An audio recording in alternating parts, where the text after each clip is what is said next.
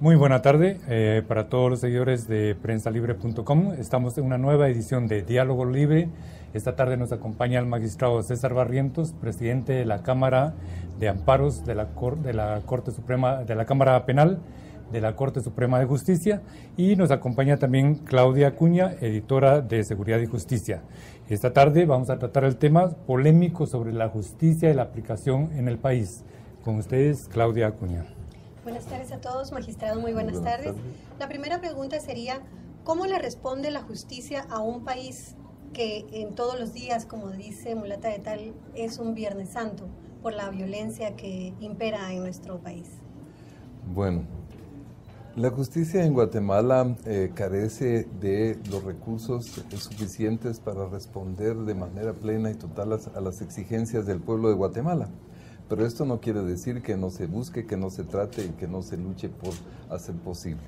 Nosotros, sobre todo en Cámara Penal, hemos venido trabajando lo que podría llamarse una revolución silenciosa, porque impulsamos los dos decretos legislativos que el primero de ellos que establece y consolida la gestión oral del despacho judicial, que permite verdaderamente al sistema acusatorio poder ser estrictamente oral, disminuir la escritura, y esto agiliza todos los plazos judiciales y permite resolver más pronto los procesos, lo cual ya podemos probar conforme a las estadísticas judiciales. Asimismo, también la Cámara Penal presentó el proyecto de ley a la Corte Suprema de Justicia, que también ahora ha aprobado el Decreto Legislativo 7/2011, donde abre la justicia a las víctimas y les concede iguales derechos que a la defensa, al imputado y al Ministerio Público. Se establecen, gracias a esa ley, en lugar de 34 juzgados o tribunales de sentencia, ahora tenemos 112 tribunales de sentencia en el país conociendo casos, y asimismo se hace la apertura de los juzgados de paz para que puedan conocer de los delitos menos graves. Paralelamente a eso, la Cámara Penal de la Corte Suprema de Justicia ha venido impulsando toda una construcción nueva de la estructura judicial. Tenemos los jueces de mayor riesgo, los jueces liquidadores, los juzgados pluripersonales, el juzgado de extinción de dominio, tenemos también el juzgado incinerador, tenemos además el juzgado que acabamos de crear para poder agilizar la confiscación, el secuestro, el depósito y la destrucción de armas de fuego. Y esto ha permitido poder tener un número mucho mayor de resoluciones judiciales. Los datos estadísticos revelan que hemos dado grandes pasos en ese sentido, pero no al número de denuncias que se establecen en el país. Sin embargo, es importante, y nosotros tenemos aquí unas estadísticas judiciales que demuestran cómo desde el 2008 a la fecha nosotros hemos reducido la mora judicial a 7,000 casos, que eran más de 24,000 en el 2008, y esa mora judicial ya son los procesos que este año se reciben. Es decir, que prácticamente estamos avanzando hacia las condiciones formales que permitirían una justicia con prontitud, con celeridad, con transparencia y con inmediación judicial. Pero esto requiere además un cambio cultural en la judicatura, una reestructuración administrativa, un cumplimiento estricto de las obligaciones y deberes de los auxiliares judiciales. Magistrado, otra de las situaciones que afecta la credibilidad y la confianza en los tribunales son los fallos de los jueces. Hay ocasiones en las que hay algunos traslados de estos jueces que han causado alguna polémica, pero se ve nada más como un castigo. ¿Cómo va la propuesta que se había hecho en alguna oportunidad de depurar el organismo judicial? Mire, esta es una situación pendiente y creo que debemos trabajar seriamente hacia ella. Es necesario crear una oficina, una unidad judicial específica que analice y que investigue a jueces, que pueda tener hasta polígrafo, que pueda darse una investigación socioeconómica, que pueda tener una unidad de análisis de casos para poder hacer un seguimiento. Tenemos un poder judicial que está respondiendo, pero siempre encontramos fallos dudosos, fallos criticables, fallos que son muy cuestionados, por cuanto que en algunos de ellos es posible determinar que se produzcan resoluciones no basadas en las actuaciones procesales, sino actos discrecionales y abusivos. Nosotros consideramos que el Poder Judicial y los jueces y sus resoluciones deben estar sujetos a la crítica pública. Debemos trabajar para que esos fallos judiciales puedan ser cada vez más apegados a la ley, la Constitución y el ordenamiento jurídico, pero además de ese esfuerzo que debe realizarse para poder conocer, anticipar, tal vez también prever casos de corrupción, y lo que estamos proponiendo es esencialmente un mecanismo que permita analizar los fallos de los jueces desde el punto de vista de la lógica, de la justicia. Estamos trabajando un concepto que se llama injusticia notoria y queremos generalizarlo a los diferentes casos, que permitirá analizar si los jueces resuelven conforme a las pruebas. Hay dos situaciones muy difíciles. Perdón que le interrumpa, magistrado. Me llama la atención el tema que usted mencionaba, el uso del polígrafo. ¿Esto sería para los jueces, para evaluar a los jueces? Sí, no. Es que estamos proponiendo para crear una unidad específica de confiabilidad y seguridad de jueces. En esta unidad deberían haber espacios específicos para que los que ingresan a la judicatura pudieran pasar pruebas de confiabilidad que son permitidas y aceptables en otros países, como es el polígrafo. Pero también estamos planteando una unidad de análisis técnico. Los ha pasado ahora con el caso de la juez Silvia de León. Nosotros le pedimos, la presidenta le pidió un informe a supervisión de tribunales sobre la actuación de la juez. Y supervisión nos pasa de manera tradicional un informe donde constan algunas faltas en el servicio o situaciones administrativas, porque no tiene la posibilidad técnica o no es la práctica en el país de entrar a analizar las resoluciones judiciales para ver si responden a lo actuado. Por esa razón nosotros pedimos a supervisión de tribunales en el pleno pasado que ampliara el informe hecho sobre si la juez había o no procedido de conformidad con la naturaleza de la etapa procesal, que significa analizar si habían indicios racionales de criminalidad para ligar a una persona a un proceso.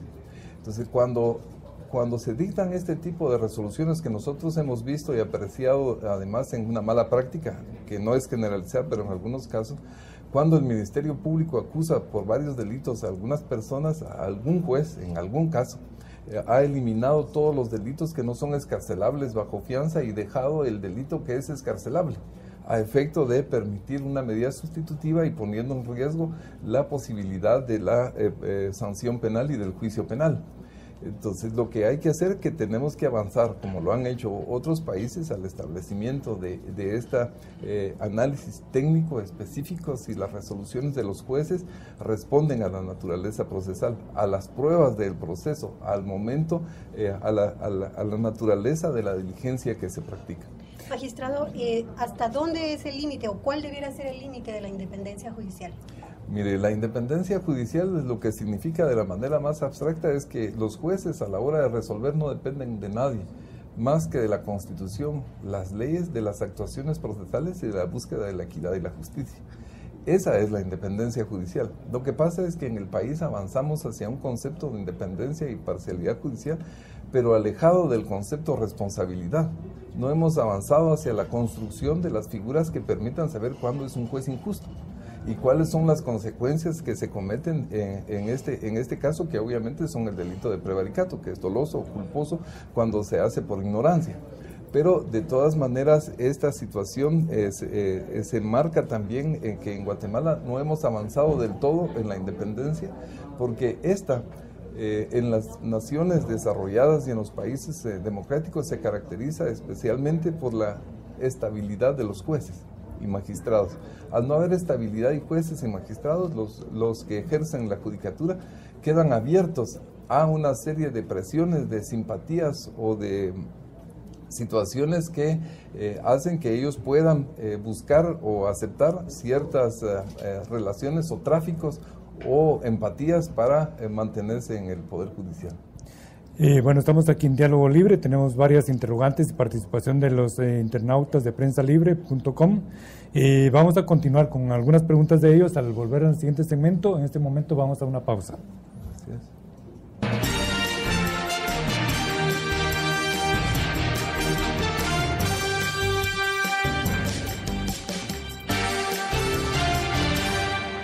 ¿Eres ejemplo de respeto?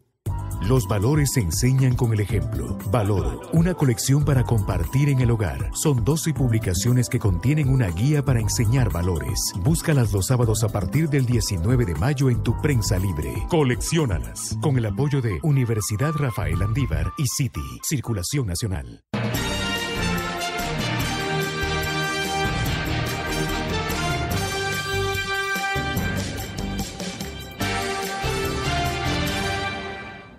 Bien, estamos aquí en Diálogo Libre esta tarde de lunes conversando con el magistrado presidente de la Cámara Penal, César Barrientos.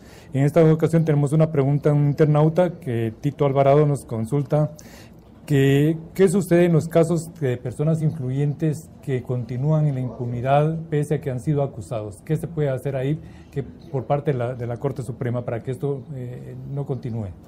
Bueno, la impunidad es un problema que no es solo del Poder Judicial, sino que empieza si el Ministerio Público no formulara las investigaciones, no formulara acusaciones sustentadas en investigaciones. A partir de una acusación sustentada y de una pretensión fundada del Ministerio Público y de la existencia de indicios criminales, debería mantenerse y procederse el proceso penal hasta determinar la culpabilidad e inocencia. Esa es la búsqueda del país. Lo que tiene que hacer el país para lograr enfrentar la impunidad es consolidar la carrera judicial, pero con jueces independientes e imparciales, pero responsables de sus resoluciones judiciales, penal, civil y administrativamente. Ampliar la transparencia judicial. Nosotros hemos hecho un esfuerzo porque a través de los decretos legislativos que impulsó Cámara Penal en el Congreso de la República, ahora la prensa puede entrar a las diferentes audiencias. Si ustedes ven, a partir del el decreto legislativo 18/2010, la primera diligencia, la primera audiencia de la declaración del imputado se ha transformado a una especie de diligencia acusatoria en donde el Ministerio Público formula las preguntas. O sea que ahora el esfuerzo mayor para que puedan enfrentarse la impunidad pasa primero por el fortalecimiento de los sectores que participan en la administración de justicia, una buena investigación, una buena policía de investigación. ¿Qué se necesita en realidad para cumplir esto? Porque, bueno, hay muchas formulaciones teóricas y planteamientos que se han aprobado incluso en el Congreso, pero en la práctica las quejas siguen de impunidad con algunos sectores poderosos y también, sobre todo, de cuando se cuestiona la poca investigación en algunos momentos, o se justifica de esa manera la poca investigación en el Ministerio Público. ¿Qué hacer concretamente? Y a pesar de que usted menciona las estadísticas, que se ha reducido el número de casos pendientes de resolver, ¿no? Sí, lo que tiene que hacerse es profundizar la transparencia, la fiscalización ciudadana, la discusión y el análisis de las resoluciones judiciales públicamente, porque este es algo que permitirá y que ha permitido esencialmente avanzar en Guatemala hacia el enfrentamiento a la impunidad. Nosotros vemos un cambio trascendente en esto. Hace algunos años, y lo hemos platicado con jueces en las actividades de capacitación, tenemos muy buenos jueces muy serios y muy responsables, bastante independientes, y les hemos comentado para connotar que antes un juez podía dictar una resolución judicial y esta pasaba desapercibida, pero de unos años para acá ha aumentado la fiscalización ciudadana y pública. Este es un buen mecanismo, pero paralelamente el Estado debe fortalecer la investigación. No tenemos una policía de investigación, por ejemplo. No tenemos estabilidad para los jueces para asegurar con ellos que ellos no serán afectados por sus decisiones judiciales, entre otras cosas. No se trata solo de cuestiones teóricas, estas más que todo son prácticas, es una realidad. ¿El juez es estable o no lo es? Magistrado, pero ¿cómo puede ser estable un juez, por ejemplo, si no puede optar a una magistratura? ¿Cómo se puede cambiar eso si está en la Constitución Este es el problema. La Constitución Política de Guatemala fue y es un significativo avance en el fortalecimiento de la democracia en Guatemala. Para principiar, terminó totalmente el problema de la discusión del traslado de poder, más que por las urnas, por sufragios serios, responsables y limpios. Es una gran ventaja, se lo debemos a la Constitución. Pero en cuanto a la estructura del Poder Judicial, quedó con limitaciones. Pero esto no quiere decir que no podamos hacer esfuerzos internos para para asegurar la independencia judicial y cumplir con los principios. Pero esto también debe participar la prensa y la sociedad, porque, por ejemplo, cuando se avecine un nuevo proceso de elección de magistrados de corte, deberían estar en primera línea los magistrados y jueces de instancia, de sentencia y de salas de apelaciones que han venido cumpliendo bien con su función. Y nosotros como Cámara Penal estamos avanzando mucho en ese aspecto porque estamos cambiando en materia penal la forma de evaluación de jueces. Antes se evaluaba a los jueces por situaciones incluso fuera del escritorio, de su judicatura, si tenían algunas publicaciones, si tenían títulos profesionales de posgrado, si participaban en sociedades de beneficencia. Y nosotros hemos hecho con cooperación española todo un nuevo procedimiento y con cooperación internacional para un manual de funciones de los jueces de primera instancia y de sentencia penal, en donde se le evaluará por lo que hacen en el tribunal, por el número de sus resoluciones, por la calidad de sus resoluciones, por el cumplimiento de sus atribuciones, por la cantidad de audiencias que celebran diariamente, por el ejercicio de la justicia cada día. ¿Implica eso que un magistrado o un juez pueda ser honesto o deshonesto? ¿Se puede evaluar eso ahí? Mire, es muy importante lo que usted plantea. Es la primera responsabilidad del juez de ser honesto. Eso se supone que es el primer requisito sustancial de la judicatura, como el ser independiente también, para principiar, es algo que uno mismo, no hay más independencia y honestidad que la que uno mismo tiene. Y en un caso concreto, ahora, perdón que le interrumpa de nuevo, magistrado, ¿usted se considera un magistrado honesto, para dar el ejemplo, en el sistema de justicia del país? Sí, desde luego, porque trabajo conforme principios, visiones y valores. Pueden haber circunstancias en que las resoluciones que uno dicta estén en discusión, pero obviamente para eso está la motivación y la explicación de las resoluciones judiciales. Lo importante del caso es que una sociedad y un Estado debe dar condiciones a sus jueces para que sean imparciales e independientes, así como también debe impulsar que sean responsables. ¿Y en este momento existen esas condiciones para los magistrados y jueces del país? ¿En qué porcentaje, si se pudiera dar una medida? Mire, Guatemala tiene muy buenos jueces y juezas, pero obviamente en la forma en que se ingresa a la judicatura y se mantiene en ella, no tenemos del todo la estructura que permita un conocimiento real de la calidad de nuestros jueces a través del análisis de sus resoluciones. Por eso estamos planteando que de manera preventiva debería hacerse un análisis cada determinado tiempo de la calidad de las resoluciones judiciales. Esto no solo para incentivar los buenos fallos y que puedan ser discutidos y analizados por otros jueces, sino también para aspectos de capacitación. Y cuando se encuentre una resolución absurda, discrecional, abusiva, arbitraria, proceder en contra de quienes han resuelto de esa manera. Para terminar, perdón, con este bloque tal vez, ¿qué porcentaje, conociendo usted ya como magistrado más de 2 años, como magistrado de la Corte Suprema, qué porcentaje de jueces podría decir y magistrados y no son correctos, por llamarlo de esta forma? Bueno, es muy difícil porque nosotros no analizamos ni tenemos una entidad que pueda analizar caso por caso. Uno de los principales problemas que existe en el país y en la Corte Suprema de Justicia para conocer sobre estos temas es que carece de los mecanismos que le permitan conocer quiénes son sus jueces. Pero ¿qué le digo? Por ejemplo, en algún momento habían creo que 10 jueces de primera instancia, y cuando está en el momento que todavía estaba el juez Sergio Castro, que era muy cuestionado y que tardó bastante para que no fuera tampoco expulsado del sistema de justicia, sino que fuera trasladado a otra judicatura. Bueno, es que para expulsar del sistema de justicia no existe una forma, porque o cometen un delito y en ese caso viene el antejuicio y son procesados penalmente, y lo que puede hacer el Poder Judicial es por faltas administrativas. Y el sistema que como se organiza el Poder Judicial de manera disciplinaria no es del todo el adecuado. No es la organización y la estructura legal no es suficiente, pero lo que le puedo decir es que hay muy buenos jueces y hay algunos que son una minoría, pero que son como en una pared blanca, una mancha, porque esos evidencias, todo lo que hacen todos los otros jueces queda bajo las circunstancias negativas que generan este tipo de actuaciones de jueces. Magistrado, en cuanto a los fallos de los que usted menciona, ¿cómo podemos o cómo se puede determinar si las otras sino los otros sectores de la sociedad tienen algún peso o alguna influencia en los jueces? Hablemos de la CICIG o hablemos de funcionarios que asisten a las audiencias que son de alta jerarquía y que podrían de alguna manera influir en los fallos judiciales. Este es uno de los problemas más graves que se generan en un sistema en donde no hay estabilidad de jueces.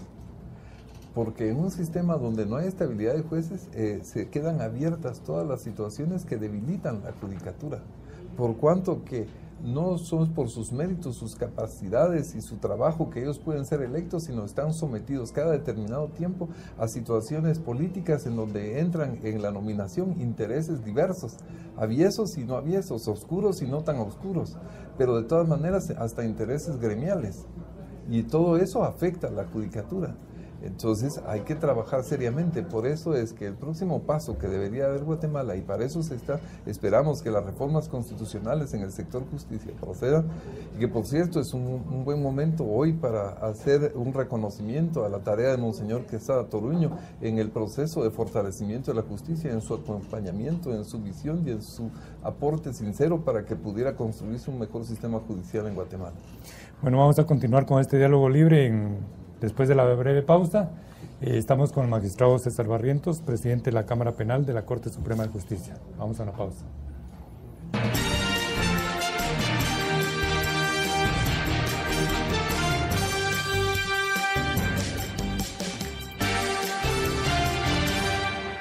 ¿Eres ejemplo de respeto?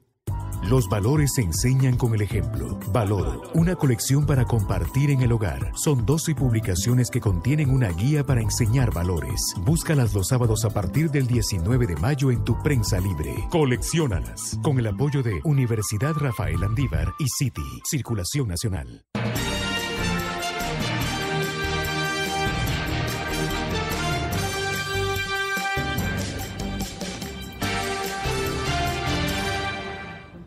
Buenas tardes, continuamos aquí en Diálogo Libre con el magistrado César Barrientos. Vamos a hacer aquí dos preguntas, una de el Rambo Chapín, que nos pregunta por las redes sociales, y esto tiene una relación con algo. Pregunta, ¿por qué no empieza la justicia a limpiar desde adentro al gobierno para luego limpiar las calles de delincuentes? Bueno, la justicia no puede seguir un proceso discrecional. No tiene en la Constitución un señalamiento que diga debe resolver esto primero y aquello después y aquello de último. Es más, un caso muy pequeño puede transformarse en algo muy grave. La justicia tiene que estar atenta y fuerte para responder a todo. Pero solo una forma o una evidencia de cómo Guatemala no tiene una justicia fuerte es que la mayoría de los juzgados de paz del país no conocen de delitos menos graves. Esto lo autorizó el Congreso en el decreto legislativo 7/2011, pero ordenó que entrara de manera gradual. Esto quiere decir que mientras los juzgados de paz no conozcan de los delitos menos graves en las poblaciones, en los caseríos, en las aldeas del interior de la República y en los municipios alejados de la cabecera departamental, cuesta mucho que se haga justicia porque tienen que ir hasta el departamento. Y mucha gente no va. Y cuando va, muchos de estos casos, por ser de menor importancia, no son atendidos. Tal vez la pregunta del internauta va un poco más enderezada en el sentido de que hay casos en los cuales se ven implicados funcionarios o exfuncionarios y es lento el avance de la justicia, o en el caso podemos mencionar el caso reciente del exfiscal general o del exministro de Gobernación, entre otros, ¿no? Donde como que la justicia no funciona. A propósito de esto, ¿hay injerencia o hay presiones del sistema del Poder Ejecutivo en este momento, del actual gobierno, para el sistema de justicia para actuar o resolver de esta o de alguna forma? No, no hay ninguna injerencia. Y lo que ocurre en el sistema de justicia es que los plazos procesales, y el Código Procesal tenía el ideal del plazo de 1 año de tramitación de un proceso penal. Y nosotros estamos acercándonos a ese objetivo. Para eso las reformas procesales están creando las estructuras, las condiciones formales. Ahora necesitamos todos los fortalecimientos para que sea la justicia en 1 año. Pero en el plazo de desarrollo de un proceso inciden muchas cosas, no solo las presiones que se puedan formar para que los jueces actúen lentamente, también los recursos procesales son usados muchas veces para entorpecer el proceso. Excusas y recusaciones de jueces igualmente son planteadas en este sentido. El sistema de amparo en Guatemala es demasiado tardío para tener una justicia pronta. En fin, hay muchas situaciones, pero el esfuerzo se está haciendo, y el esfuerzo principal que se ha hecho para enfrentar todos los delitos, inclusive los de exfuncionarios o funcionarios que cometan delitos, es precisamente la gestión oral general por audiencias. Los jueces ahora, y nosotros tenemos unas estadísticas que estamos a punto de dar a conocer y se las hemos pedido a USAID y a Cooperación Española, donde se demuestra cuánto y cómo hemos avanzado en ese sentido.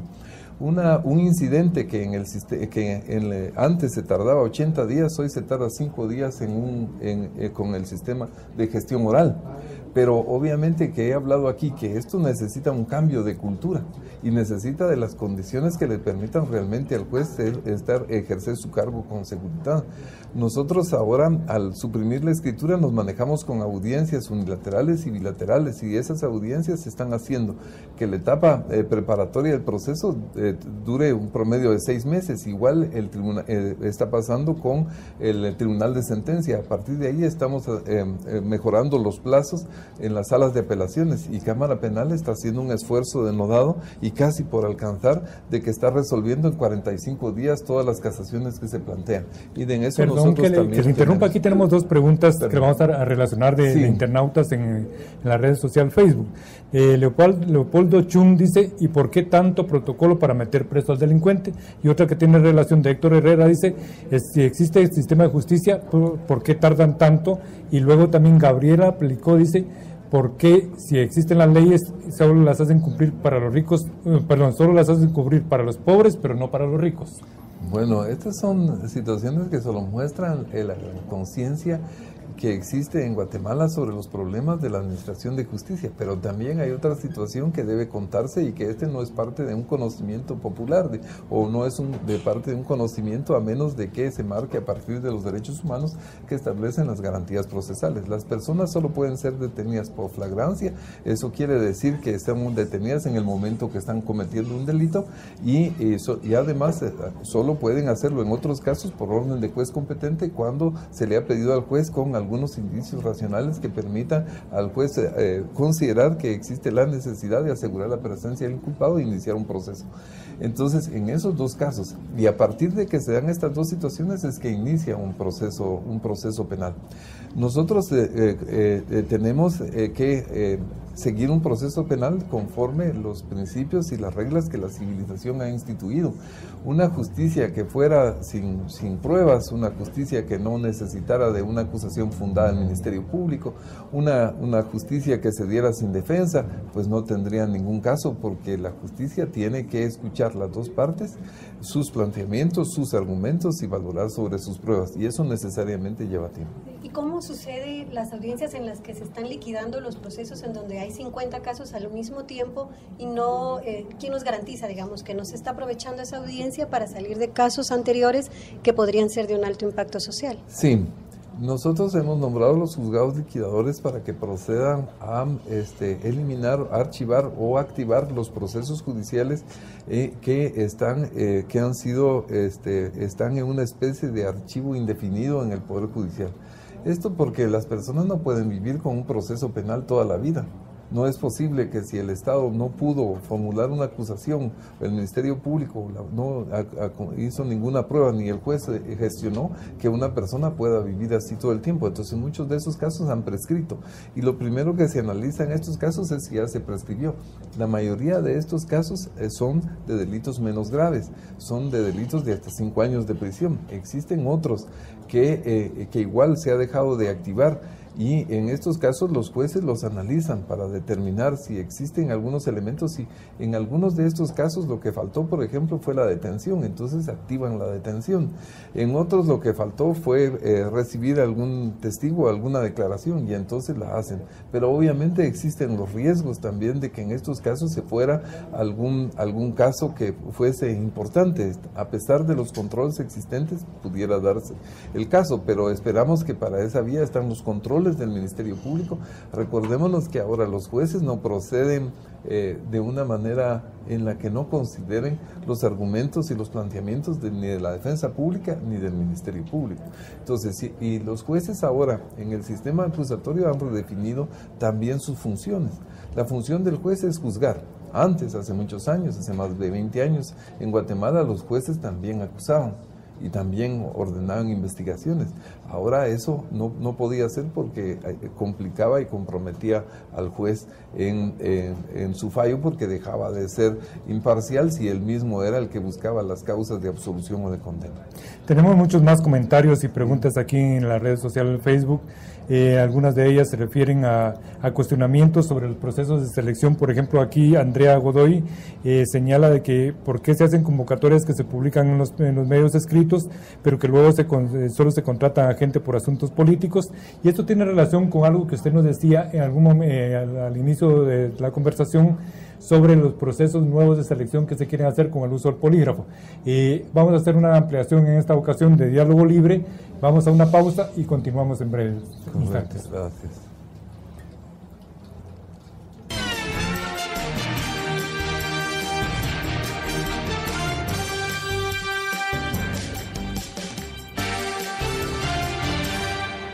¿Eres ejemplo de respeto? Los valores se enseñan con el ejemplo. Valor, una colección para compartir en el hogar. Son 12 publicaciones que contienen una guía para enseñar valores. Búscalas los sábados a partir del 19 de mayo en tu prensa libre. Colecciónalas. Con el apoyo de Universidad Rafael Andívar y City, Circulación Nacional.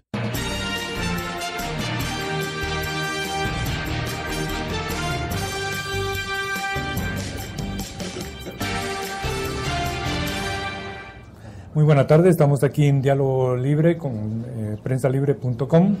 Esta tarde con un segmento extraordinario con el magistrado César Barrientos, presidente de la Cámara Penal de la Corte Suprema de Justicia. Magistrado, en el segmento anterior nos quedó pendiente una pregunta de un internauta en la red social Facebook en relación a qué ocurre con las convocatorias de jueces que se publican pero que luego se contratan de una forma política.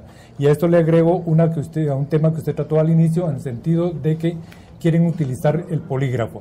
Le uno las dos preguntas. ¿Por qué esta percepción de que se contrata a gente de manera política, o jueces, perdón, de manera política?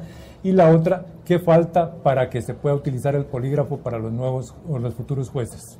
Internamente el Poder Judicial no puede contratar a quien quiera para el cargo de jueces, porque existe una carrera judicial que va desde jueces de paz a jueces de sentencia, y ellos son electos a través de concursos. La mayoría de ellos vienen de concursos internos, son auxiliares del Poder Judicial que acceden a jueces de paz, y esos jueces de paz ascienden a jueces de instancia y de sentencia. En el último tiempo el Poder Judicial de Guatemala no ha hecho convocatorias abiertas de abogados, sino que ha dado pauta y posibilitado a que el personal interno, por la experiencia que tienen y porque cada vez más la gestión oral de despachos necesita de un conocimiento de ciertas habilidades y destrezas que no tiene un abogado que no tenga esa práctica, entonces se está optando.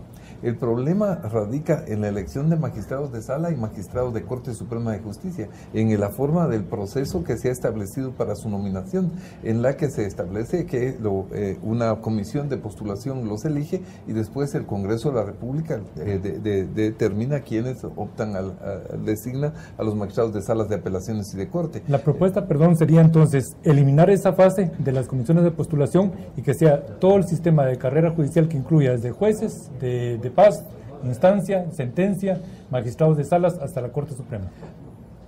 Eso es lo que se ha hecho en Inglaterra, por ejemplo, y desde el siglo XVII, y lo que hizo que esa nación pudiera construir un verdadero poder judicial. Todos los jueces ganan lo mismo y todos los jueces van ya a partir de eso, ya ni quieren hacer, no es una carrera por ascender, pero a través de ello se va ascendiendo.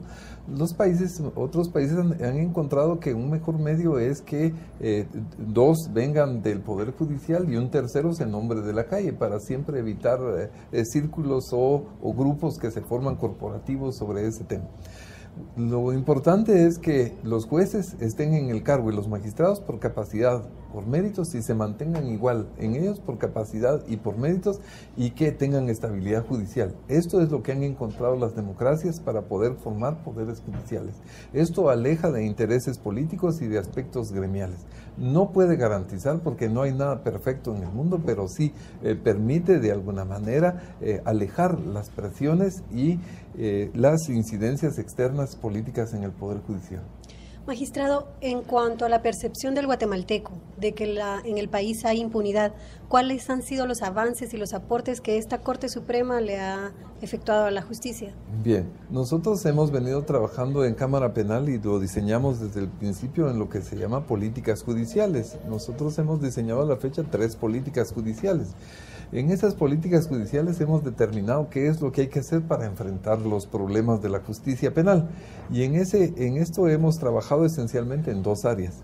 En el área de la gestión oral del despacho judicial para la implementación del sistema acusatorio, y con eso hemos elevado, nosotros tenemos datos estadísticos, hemos elevado el número de estadísticas según este cuadro del 2010 al 2011, se aumentó la productividad de audiencias en 1.402.71%, pero eso no llega de todas maneras para las 38.000, 40.000 acusaciones que ingresan entre denuncias y otras actividades al Poder Judicial, pero hemos avanzado hasta disminuir una mora judicial de 7.000 casos. Esos 7.000 casos son los que cada año van entrando, hemos ido limpiando este proceso.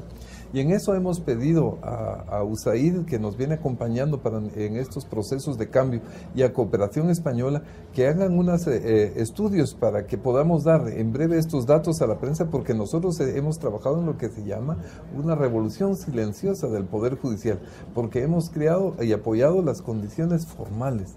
Ahora, estamos empezando a trabajar las condiciones personales. Estamos, cada juzgado lo estamos dividiendo en una unidad de notificaciones y comunicación al público, una unidad que atiende las audiencias y una unidad de servicios y de atención. Y con eso estamos dejando que el juez se dedique exclusivamente a resolver en audiencia y que los jueces se dediquen solo a resolver los de sentencia, a dictar las sentencias. Esto aleja lo administrativo de lo judicial, y cuando consolidemos ese paso habremos entrado a una etapa diferente en la justicia de Guatemala, en donde para enfrentar la impunidad lo único que se conoce como posible para atacarla y confrontarla y para superarla es que la persona que comete un delito, sea quien sea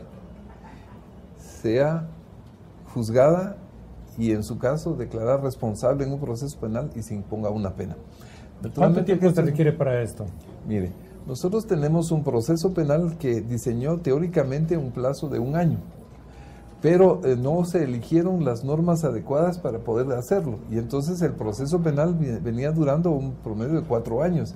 Nosotros estamos reduciendo ahora un proceso penal, esperamos a 2 años. Más bien le decía, para lograr ese que suena como un sueño utópico de que se pueda erradicar ese problema en la impunidad. Ese plan ambicioso que ustedes para esto tiene que funcionar todo el sistema íntegro, es decir, los casos sencillos podrían encontrar unas soluciones fáciles a través de lo que se llama desjudicialización o principio de oportunidad, para que todos tengan una respuesta y los juzgados trabajar y dedicarse a los casos más graves. Y la mayoría de casos con mayor atención, un país debe tener una mayor atención desde luego en sus esfuerzos en los casos más graves, porque desde ese punto, cuando logremos en todos los delitos más graves lograr sentencias prontas que declaren la culpabilidad e inocencia, pero que la declaren prontamente y en resoluciones motivadas, habremos avanzado. Porque al final no es el Código Penal cuando se establece una pena, una persona se le puede imponer, al que comete el delito de extorsión, 50 años de prisión, pero si nunca lo procesan, entonces no tiene sentido. Actualmente el Ministerio Público, la Policía Nacional, la Corte Suprema están haciendo un esfuerzo connotado para que la justicia sea pronta y cumplida y que estos casos sean procesados, investigados. Tenemos magistrado, una pregunta aquí que de Juan Carlos Top, nos hace un reto de si se la vamos a formular o no. Le estamos dando lectura aquí en Diálogo Libre. Dice, le pregunta a usted, magistrado, ¿no le da vergüenza ser parte de un sistema corrupto? Esa es una pregunta y le voy a unir otra que también son respuestas cortas, esperamos. Pregunta Brian López, ¿alguna vez ha sido sobornado? Bien. En lo primero, vergüenza me daría no luchar contra la corrupción. Me siento honrado de buscar, de esforzarme y tratar porque la justicia sea pronta, cumplida y transparente.